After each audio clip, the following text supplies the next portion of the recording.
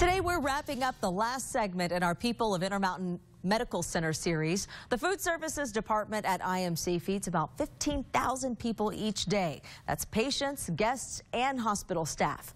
Good for Utah's Nadia Crow introduces us to the hospital's executive chef as we go behind the scenes where the hospital food is anything but ordinary. This food tray is coming to the end of the line in the kitchen before it's sent out to a patient. We pump out about 15,000 meals a day, if not sometimes more. It's all the responsibility of Executive Chef Gary Blunt. Making sure the food is going out on time, recipes are written. Put your sheet pans on top, everyone is in their place.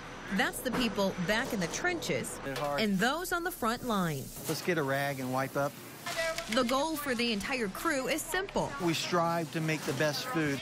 Here at the cafe, on this tray headed to a patient's room or back here. This is for catering tomorrow? Yes. Oh, my stars. All of it fresh, more than 80% from scratch. When I first started here, we were doing probably a 60-40, and now we're doing probably 80-20. Of course, with health in mind. We have gone towards gluten-free, so we're not using a type of roux, which is flour and butter. We've gone to more of a cornstarch base, and so it is cooking, it makes it to where everyone can eat that food.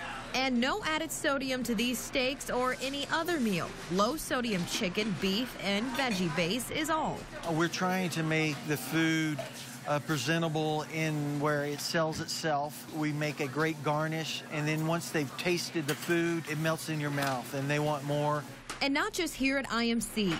Intermountain Medical Center, LDS Hospital, Tosh, Riverton, and Altaview. All the hospitals in the system. And with the approval rating going from 50 to 70%, they'll keep cranking out the food literally on fire and in high demand. I love this job. I love the hospital. I love the people. Nice. In Murray, Nadia Crow. Yeah, enjoy this. Good for Utah.